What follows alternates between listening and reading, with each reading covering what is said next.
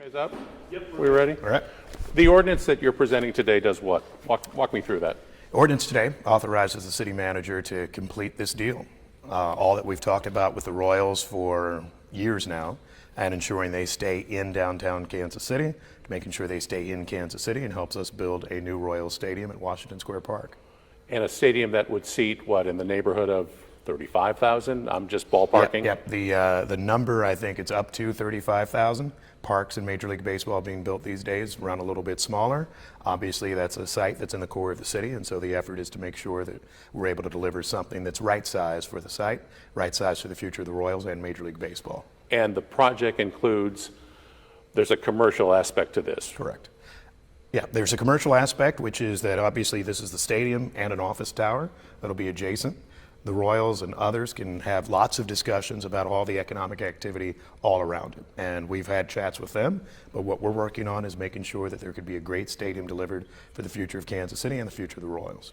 Have they arrived at some decisions as to what the commercial part of that or the residential part of that, whatever it is they want to do around the ballpark, do they have clarity on what they want to do yet, or are they still figuring that out? You know, I think the Royals have clarity. I would send you to them for that. I know there will be different public steps that they take in terms of the economic development, but I think if there's something that we all recognize has been learned over recent chats over the years, it will be an intensive discussion with neighborhood interests there, Crossroads, southern end of downtown, Crown Center, making sure the neighborhood's supportive of it, and instead of big discussions of how things may get torn down, instead, how do you build up, how do you keep up the historic character in that area, and really have a true downtown park with a new stadium, of course, but still in the heart of our downtown. And do you anticipate opposition to this from those sections of the city?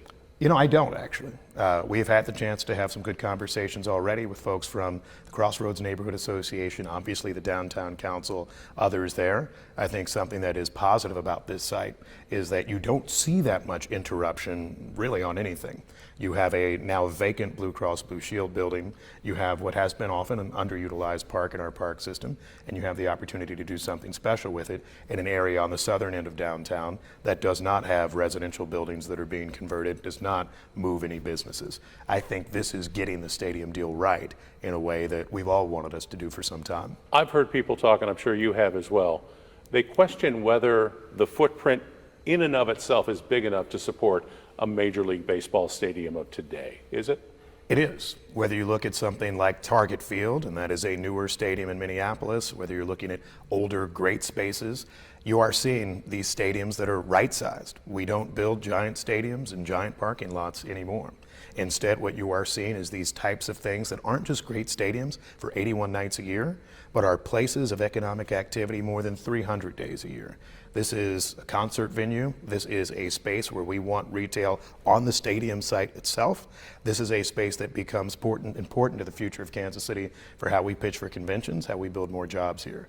That's why you have something connected to an area. That's why I frankly think this helps really finish the puzzle of downtown's redevelopment that we've seen over the last 30 years. 1.9 billion buys what? 1.9 billion gets us a brand new stadium, gets us a tower, it gets us on the stadium site parks improvements, and it also, of course, gets us the concert space, others that would be right on that site. And so that is what 1.9 billion does. It also, of course, launches more development thereafter.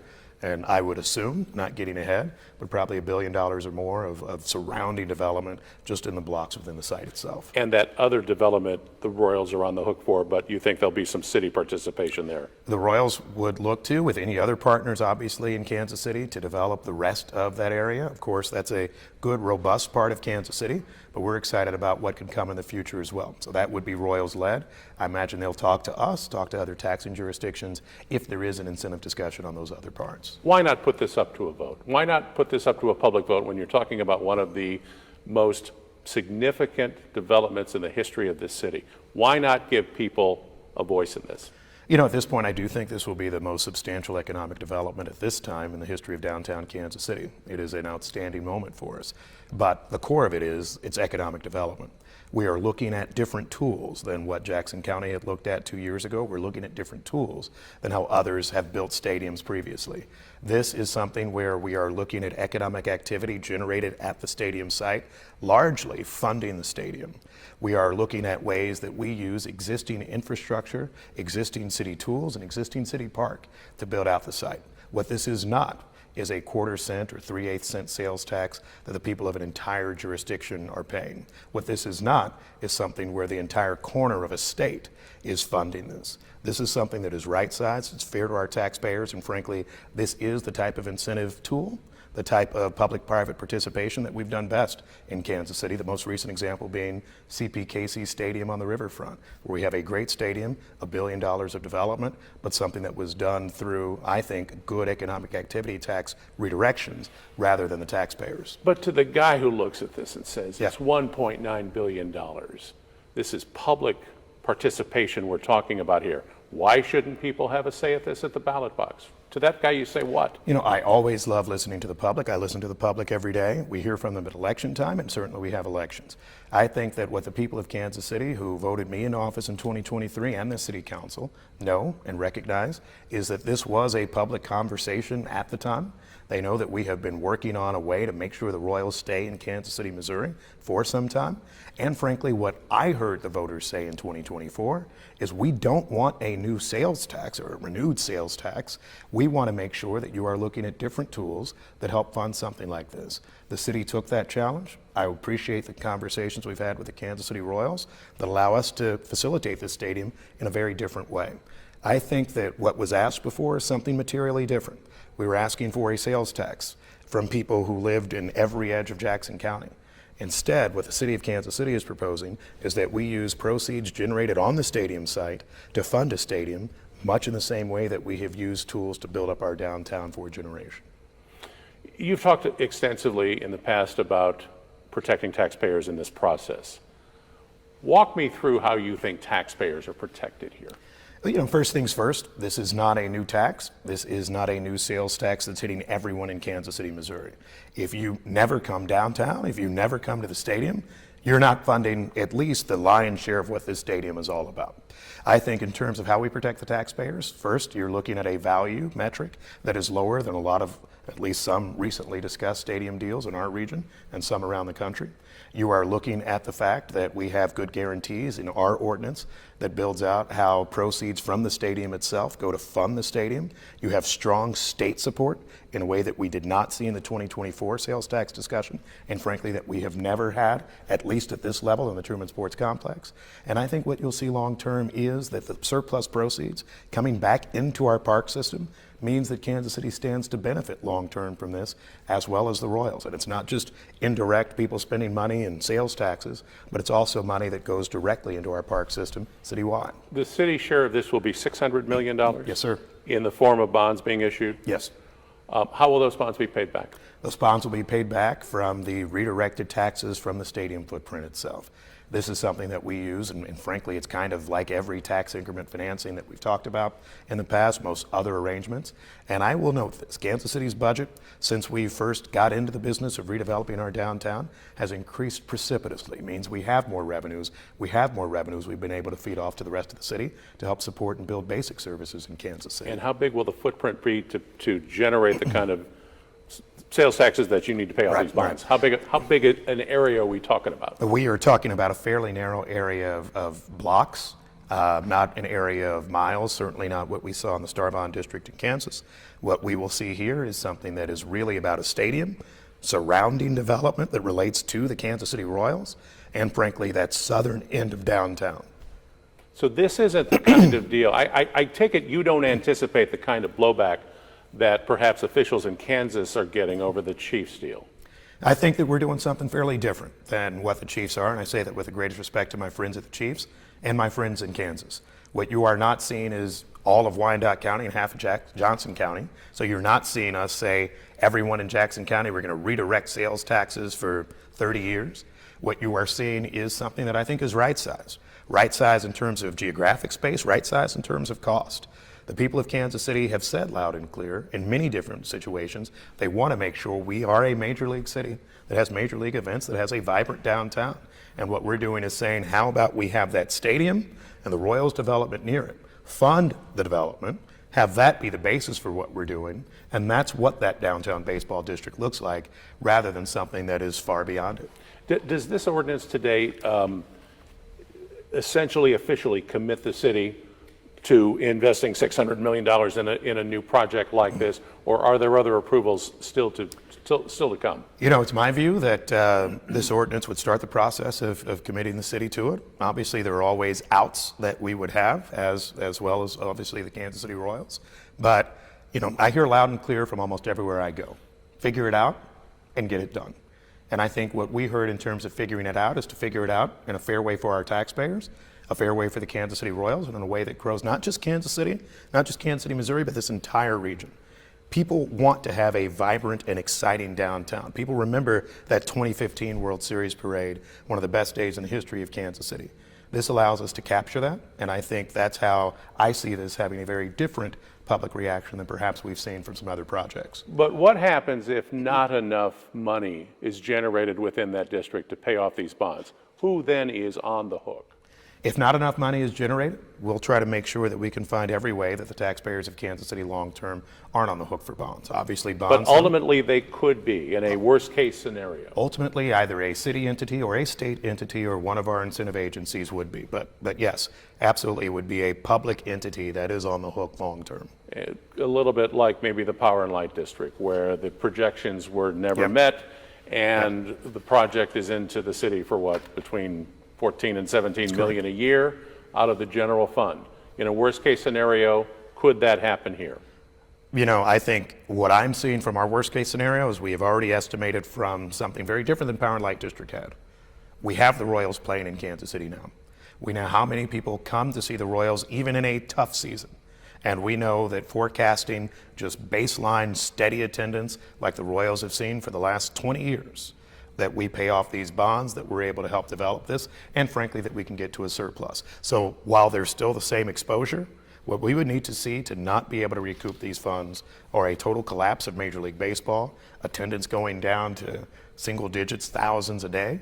And I don't think any of that is realistic. Instead, every projection and model, and we're conservative on our projections, but every projection and model says attendance goes up downtown, that we'll have more activity, and obviously that you have a stadium that will be able to market more events, making more money, paying off any debts earlier. Maybe one worst case scenario might be if there's a Major League Baseball strike and Major League Baseball doesn't play for an extended period of time, and the city isn't generating the kind of dollars that are needed to help pay off these bonds. Then what? Now that's very interesting. I certainly hope baseball figures out how to right size, particularly with the salary cap. If you look at what the Dodgers can do and the Mets versus what the Royals and others are able to do, I think it is an issue, but nobody hired me to be an MLB commissioner. I think that what we are catching from Major League Baseball, Commissioner Manfred, certainly our partners at the Royals, is a commitment to doing good business. You have seen the pitch clock. You have seen one of the highest rated World Series in several years. You are seeing a baseball that I think won't make the mistakes of 1994. But there aren't any guarantees of labor peace between Major League Baseball and its players. You know that. That's exactly right. There is not a guarantee. I think that would be probably the singular calamitous issue that occurs. But I also know this about my friends in Major League Baseball and any ownership group, including our own. They want to make money. And I think they recognize that if for some reason they're not making money, it presents a very real challenge. But on behalf of taxpayers, though, there are no guarantees in any of this. There are no guarantees. There are no guarantees that Major League Baseball exists forever. What I will go on is, I think, fairly clear predictability. The Kansas City Royals have played here since 1969. We had one stoppage in 1994. You had a shortened season the next one. But nonetheless, we have had baseball that has been consistent. And frankly, it has been an economic success for the people of Kansas City, Missouri for many years. It will be even more of an economic success in the future. And I make this point about this stadium distinct perhaps from Kauffman Stadium, which we all love and know. When you look at the type of economic activity, the type of activity you can do at a stadium in the core of downtown, how it becomes part of our pitches for convention events, how it becomes a space of special events, how a team store there operates with people and foot traffic differently than perhaps it does currently at the Truman Sports Complex, you see a game changer. And part of our confidence in that is that that's what we're seeing at CPKC Stadium now.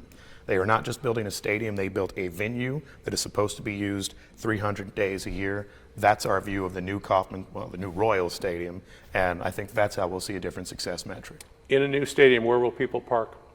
A new stadium where people would park is where we have figured out to park for every show that we go to at T-Mobile Center, every event that we have downtown, and the Big 12 tournament, which, by the way, are always sellouts.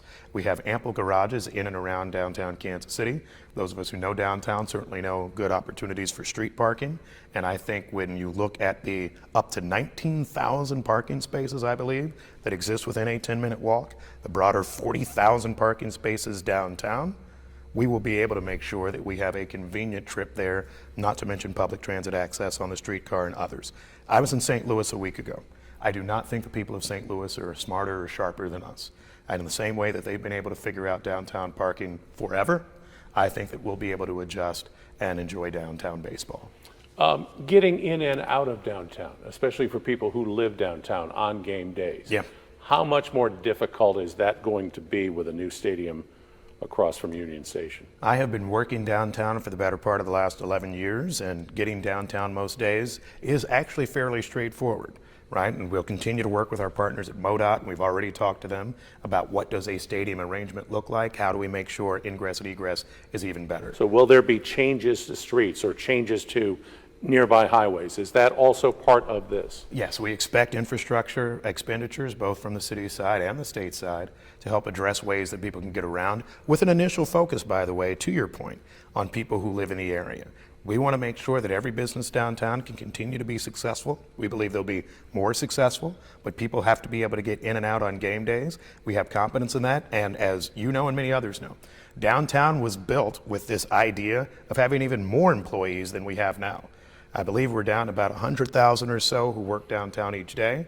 Our city can handle tens of thousands more. So I do not have a concern on traffic ingress and egress. And there's another thing that's happened over the last 30 years.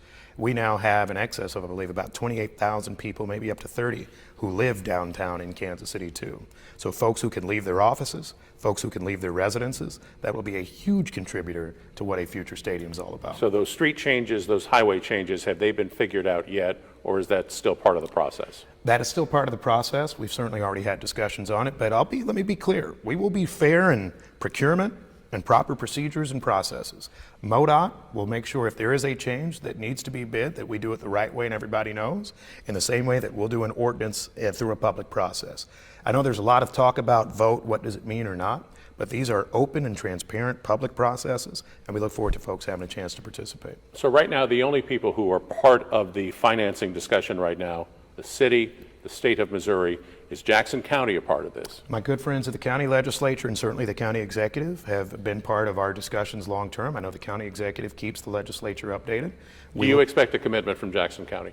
You know, I can't speak for Jackson County. We always welcome great collaboration. I think the county executive has shown a real interest in that, and we'll have even more discussions about how that can all work. It is my view sitting here today, not my view, it's frankly in our documents, that we can deliver a stadium with Kansas City and state of Missouri participation, along with the private participation of the Kansas City Royals.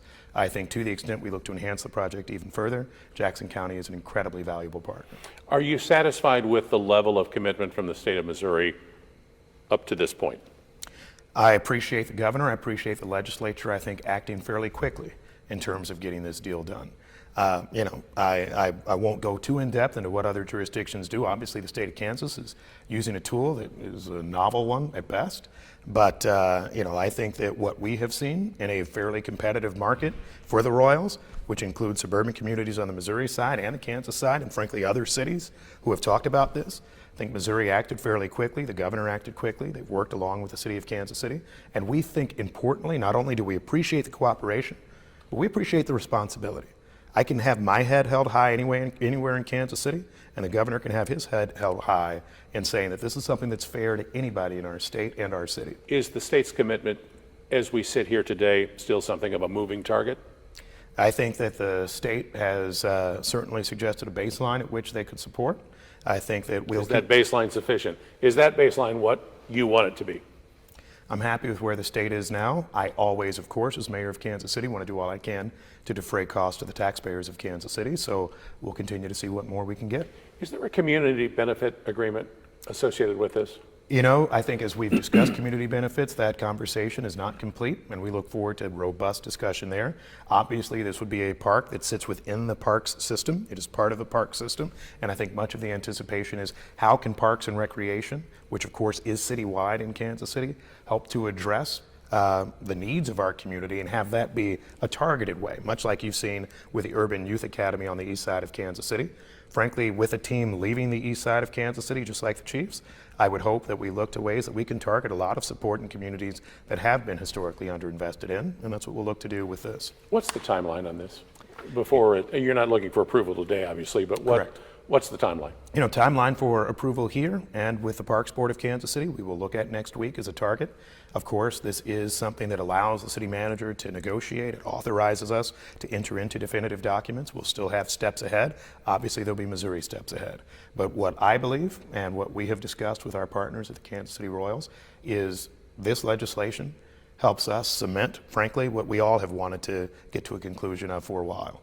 That the Kansas City Royals will stay in Kansas City, Kansas City Royals will move downtown, and frankly, we're off to the races and getting some definitive documents done. Do you ever think that there might be a day when this deal wasn't done or could not be done? You know, I went to... Did Quentin Lucas wake up, or did Quentin Lucas have a nightmare one night Yeah. that both the Chiefs and the Royals left town? Of course, of course. Look, it doesn't even relate to Kansas City and Missouri. My heart is still broken by the fact that the Kansas City Chiefs may play somewhere other than Arrowhead Stadium. I'm a kid who grew up here. I love our stadiums and I love our teams. In terms of the Royals, we have done nonstop work for years now. My then chief of staff and I think a week or two after the Jackson County election, did not go the direction the Royals wanted, went to visit them at Kauffman Stadium. Which I'm sure probably changed everything. You know, I think it made for a very different discussion. It makes for different investments, and frankly, per our conversation, it makes for us evaluating different tools. But I will say this about the people I work with now. Our city manager, my chief of staff, the city council of Kansas City, all have shown a commitment to saying we need to make sure this deal gets done because it's vital for the future of downtown Kansas City. But did the results of the April 24 sales tax vote essentially take off the table any future public vote in this process? I don't think so. I think it just... I mean, do you think if you put something on the ballot today, would people in Kansas City, Missouri say yes? I think they would. I absolutely think they would. Do you think they'd say yes to this deal? Yes, they would. I think this is probably the best stadium deal that we have discussed and negotiated in the history of Kansas City. Why do you think people would go for this deal? Why would they go for this deal? First of all, I think when you look at the space that we have targeted, it's very different than what was discussed several years ago. You're not moving existing businesses. Frankly, you're activating a site that is half parking lot and a parking lot that is empty almost every day of the week. You are looking at a tool that does not look to make everyone in the jurisdiction pay for it. And frankly, you're building something that continues on the progress that my predecessors, Mayors Cleaver, Barnes, James, and others have looked to build for a generation in terms of how we can bring our downtown, not just back, but to a level where it's the most dynamic one in our community. The voters of Kansas City supported the T-Mobile Center. They voted to support a number of different things. So I think if we did put it on the ballot, it would succeed. But I think when you look at the type of tools that we're doing, the time frame under which we're operating, we're trying to open by opening day of 2030, which is fairly soon if you think about it. This is the best way we get a deal done. We get a deal done efficiently and one that benefits everyone. With all due respect to the former Jackson County Executive Frank White, would we be here today if Frank White was still in office? I think with the Royals, we would be. You know, I have this because, and the reason is because Kansas City, the city of Kansas City, after that vote, largely said we'll take over a lot of the negotiation on the Royals. And I think we have been steadfast in that, and we've gone through a lot of work, a lot of twists and turns, and frankly, a heck of a lot of competition from others who have very exciting and enticing tools. And with the Chiefs going to the Kansas side, Yeah. how did that change the landscape? Was there an increased sense of urgency on the part of you and others in the city to make sure, okay, what happened with the Chiefs will not happen with the Royals? You know, we never stopped talking to the Chiefs, largely until the day or days before their announcement was made. I respect the business decision they had to make. I think if I were to make one comment on past leadership in Jackson County, I think it was frustrating because that was always likely to be a Jackson County deal. And the prior executive, I think, had some difficulties in that negotiation. But in terms of, yeah, But weren't those difficulties significant? they were significant. Frankly, I think from my understanding, the parties largely weren't talking, and I don't think that was the fault of the Chiefs. But I think as we look forward and as we move forward, yeah, when I sat and watched the announcement from Topeka, I think it was clear to all of us we needed to get things done in Kansas City for the Royals. I think that for us and our downtown strategy, it was always vital to keep the Royals. I think that's a win for Kansas City because, and again, love the Chiefs, love everything they bring. There is something different from perhaps being out at the Truman Sports Complex still as compared to coming downtown, creating and launching so much more economic activity, and frankly, having 81 nights a year of baseball games and more than 10,000 people downtown, along with all the other events. I know you got to go here, so we'll wrap this up. So the timeline in terms of this ordinance, within a couple of weeks? This ordinance will be before the City Council on Tuesday. There'll be legislation before the Parks Board on Tuesday. Our hope is, given how long the conversations have been, and frankly, in some ways, how simple the tool is, that we get successful passage then. And my hope is that in just a week or two, you have the chance to see, I think, a full-fledged discussion about how we're going to have a baseball It stadium. doesn't seem like a lot of time for public input. I think that what we have heard over the years is a lot of public input about the stadium that we want. We've heard a lot of public input about how folks don't want to see a new sales tax But for not it. a lot of public input on this deal. I think that we're able to have a good conversation on it. We have started talking to neighborhood groups. We've made sure that we'll have a chance for everybody to opine, and more than anything, there will be more community engagement ahead. The stadium will be built when? The stadium, if we deliver on this, if we're able to keep up our time frame, I'd look for groundbreaking in the last quarter of 2026 or the first quarter of 2027. A stadium that's delivered by opening day of 2030. You got 7 votes out here? We do have 7 votes, and I'm excited about that. I think that the other thing, though, is, to your point on public engagement, we will spend all of the spring, the summer, and thereafter, and ensuring that we have broad-based public support from everyone in Kansas City. Okay. I know you got to go. Thank you. Thanks for the Appreciate time. it.